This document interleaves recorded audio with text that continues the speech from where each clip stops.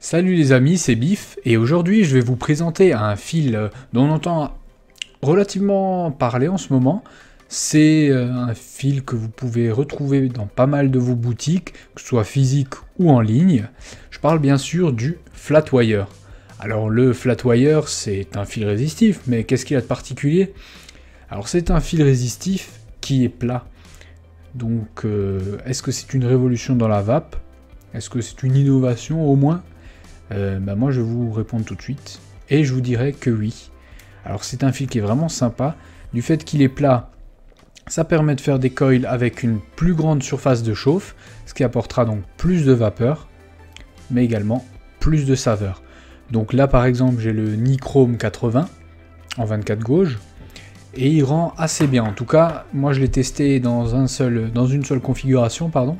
Je l'ai testé dans mon Aromamizer Plus. Donc j'ai sorti le plateau pour que vous puissiez voir un petit peu la tête que ça donne. Hop là, si il veut bien me faire une petite mise au point. Ah voilà. Donc là vous pouvez voir ce que ça donne.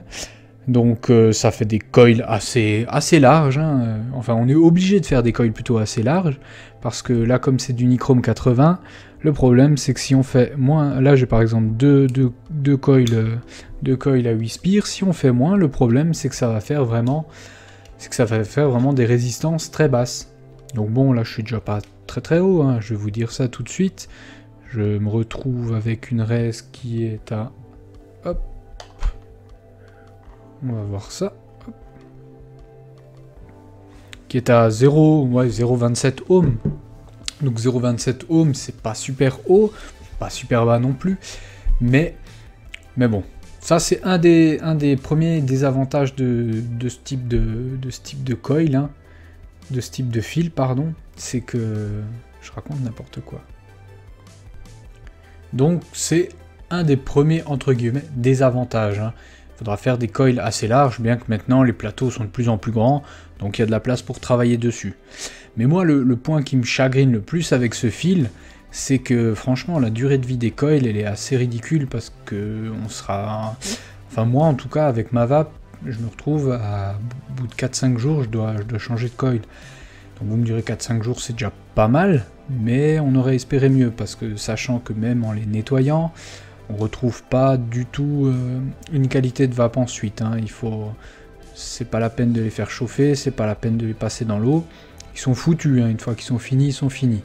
Donc ça c'est un petit peu dommage, mais franchement, niveau saveur, niveau vapeur, il apporte ce fil-là, il apporte quand même beaucoup d'innovation par rapport à du fil classique. Moi je l'aime beaucoup, il est facile à travailler en plus, donc je vous le conseille chaudement. Et puis moi je vais vous montrer un petit exemple concret, hein, parce que je vape sur du 50-50. Donc là je suis à 0,27 ohms. On ne voit pas, c'est pas grave. Je suis à 0,27 ohms pour 48,5 watts. Et je vais vous montrer ce que ça donne.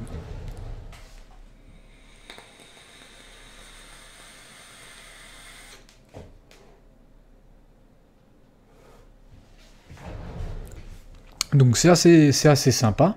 Moi je cherche pas forcément à faire des nuages, mais c'est assez sympa, et franchement le ressenti saveur est tip top, vraiment bien retranscrit pour les fruités et les gourmands que j'ai pu tester, donc voilà.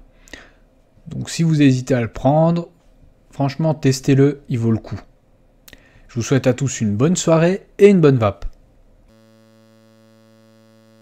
Et Pépé, toi là au fond, j'ai vu t'as essayé de te défiler avant la fin de la vidéo. J'ai oublié de parler des différentes sortes de flats maintenant qui sont sortis. Donc il n'y a pas que le NI80, il y a le Flapton, etc. Je les ai pas encore testés, donc je vous en parle pas là. Mais ça ne serait que tardé. Bonne vape.